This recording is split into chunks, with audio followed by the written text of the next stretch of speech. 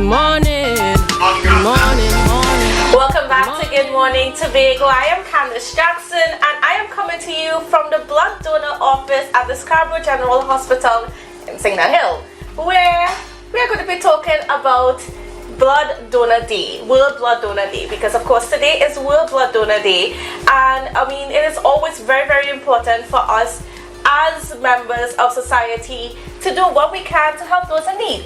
And if it's by giving blood, so that when people come in for emergency surgeries or are not well from accidents, or even if something happened to you, there is something in place so that your life can be saved. So to talk about World Blood Donor Day, we have Ms. Phillips. And a special good morning and welcome to you. Good morning to Ms. Jackson. Good morning to Tobago. Good morning, world. Alright, great. So I want you to just tell me a little bit about what World Blood Donor Day is. Okay, World Blood Donor Day is celebrated on June 14th every year, where we recognize voluntary donors, where we recognize all donors, but more so voluntary donors. And this year it will be special because the Ministry of Health, they are going to roll out their program today where it's going to be online, recognizing the non-remunerated blood donors. So you'll be donating to receive nothing, but you are just donating to save lives, to contribute to the upkeeping of the blood bank, doing a good deed. So this is what we are celebrating today. And why is it so important to give blood? It is important to donate blood to save life. 1 pint can save 4 persons' life. It is also a healthy practice, especially for males. If you have the non-communicable diseases, especially hypertensive or diabetes, it will be able to help you control those. Also, it is healthy to donate. Yes? And then tell me a little bit about, the change in the blood donor policy. And of course, you can't get into too much details because we're waiting for the minister later on today to say some more. But there is a change in the sense that, it's no longer remunerated. Yes. So today they are going to launch the online program. So you'll be now making your appointments to donate blood, especially voluntarily online. So there'll be no more chit system where you come and donate, well, for a brother or a sister, or there'll no longer be where you come and donate voluntarily to receive points on your card. You will just be donating to save lives. All right. Yes? And then, of course, blood donors, being a blood donor or just donating blood, giving blood, it's a scary thing for people. Why should it not be a scary thing? It shouldn't be scary because us nurses at the blood bank, we'll make you comfortable, we'll make you welcoming. And I can vouch for that. The process is very smooth. You don't have anything to worry about. Okay. And then who qualifies to be a blood donor? Male or female between the ages of 18 to 60 qualifies to be a blood donor, but there's a process. So when you come to the blood bank, you must walk with a form of ID. You must have a meal. There are some medical questions which you will be asked. It is privately done. Your vital signs are done, which is your blood pressure, temperature, weight, height. You will also your blood count will be tested. Once it is more than 13.5 for males or 12.5 for females, you will be able to donate 1 pint of blood, which is 450 mils. The process should last about 45 minutes from entering to interview to bleeding to recovery. That whole pint of blood sounds scary. Yes, it is not scary though. It looks scary, but it is not scary. You just need to relax and be comfortable. All right? And of course, I wouldn't be part of all of this if I am not going to give it a try because, part of this is to encourage everybody to give blood. And I've never given blood in my life. So this is the first time when I'm doing it on camera, and I really don't like needles, and my veins are always too small for those big IV needles, and I've had very, very bad experiences with IV needles. However, Tobago, Ms. Jackson was very successful in her interview process and her screening process. So she is now going to be bled as a voluntary donor today. It's her first time. She's a little bit nervous, but we are going to make her very comfortable. A lot nervous. and we'll take you through the process. I hope you all enjoy. Alright, so I guess so first got to get seated. Yes. Alright, and as we said before, I did go through the screening process before. So we're not going to be going into that right now. And these nurses have a way of saying that people have good veins and bad veins. Yes, you do. I have no idea what that's supposed to mean. You have good veins. I have no idea what that's supposed to mean, and this, but yes. Make yourself comfortable and cross your legs to me. Okay, so could you just, as we're going through the process, could you explain to the viewers, what is all these things that you're doing? And so this is, the donor is placed on the donor chair. The donor is made comfortable. You have a ball which you'll be squeezing to aid with the flow of blood. My blood bag. Yeah. So the pressure cuff is applied to control the flow of blood, and Candice has lovely veins. I have no idea what that means. That does not sound good. They are not hard to find. Let's do this. This is all live TV.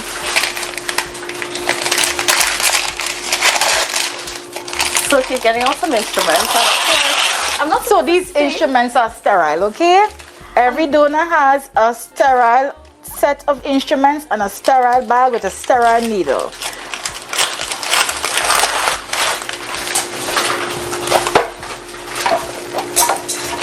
And of course, I'm not supposed to say that these instruments are scary, because it is about encouraging everybody to be blood donors. But I don't know if you could just also give me an idea of how does these things work, the machines and everything like that. It is very simple. So this is an automatic rocker and scale. So it rocks and mixes the blood at the same time. There's nothing that we need to do. All you need to do is squeeze this ball to ensure the flow of blood, and it comes quickly. Good. And my paper top. All right. So this is our blood bag that contains our anticoagulant, so it prevents the blood from clotting while she's bleeding.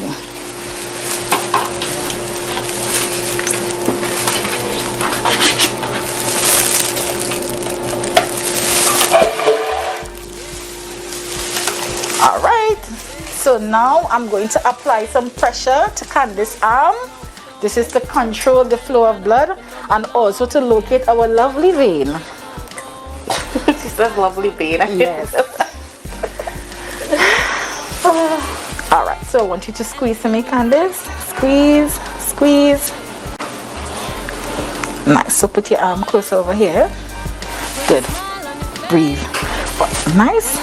Good. So I'm now going to clean your arm, make the area sterile. You can tell me to wait. You can do anything, but don't touch this area. It's going to be sterile, okay? Nice.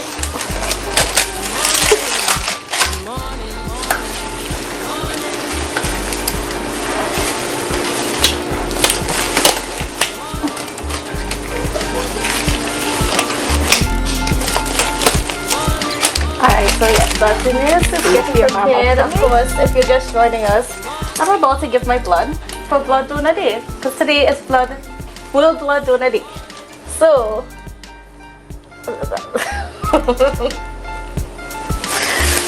you're doing very good. Oh, it's good until this is only iodine. Everything here is cleaning. Okay, sterilizing agents.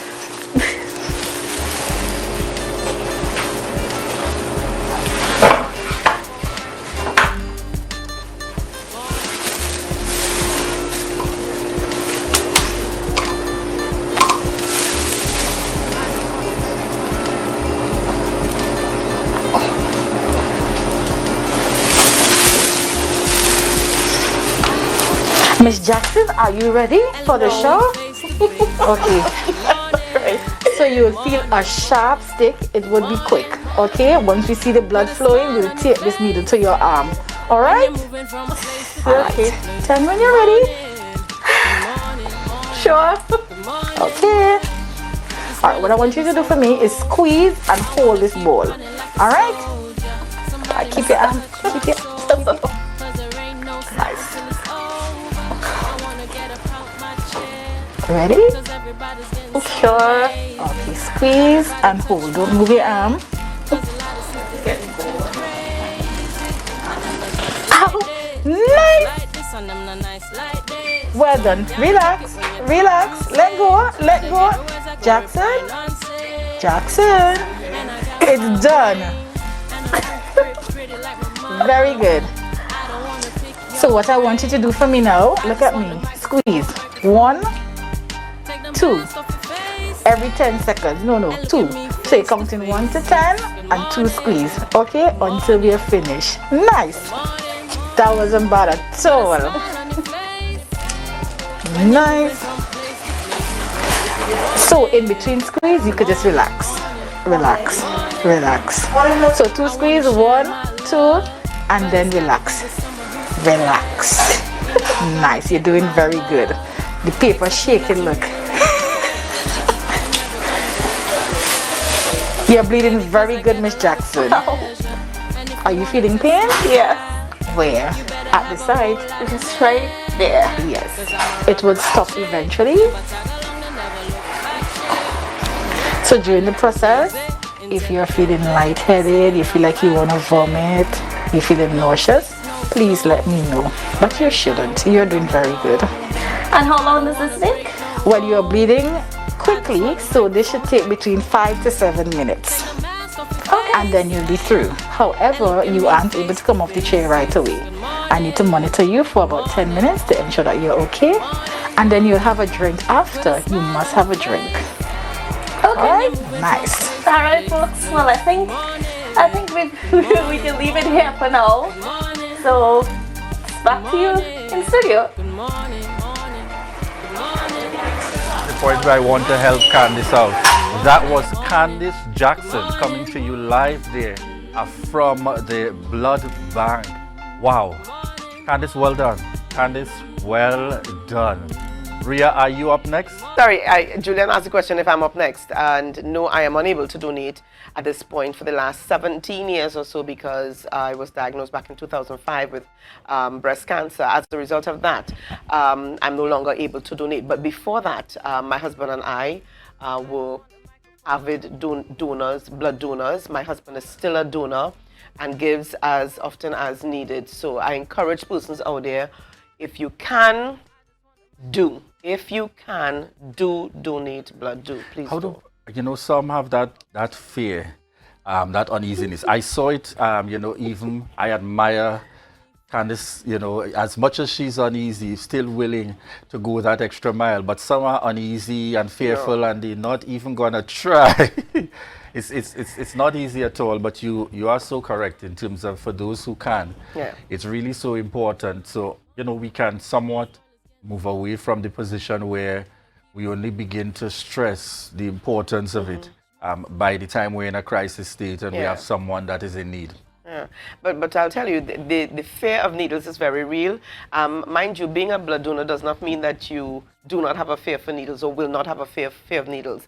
I still do, and I've been through a lot of processes that involve needles over the last 17 years. But I'm saying here, I'm hoping that your desire or the need to give blood would supersede your fear of needles, because you can save not only your life but the life of a loved one. And I'm saying here, it is crucial, it is critical.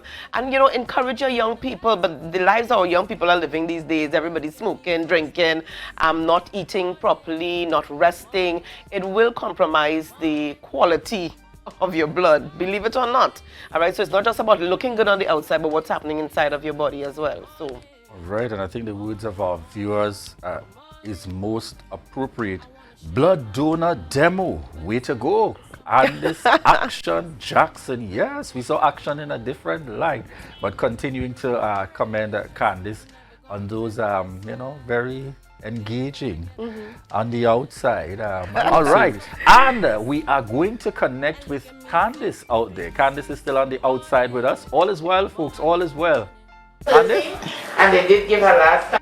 we need proof. We need proof, we need proof.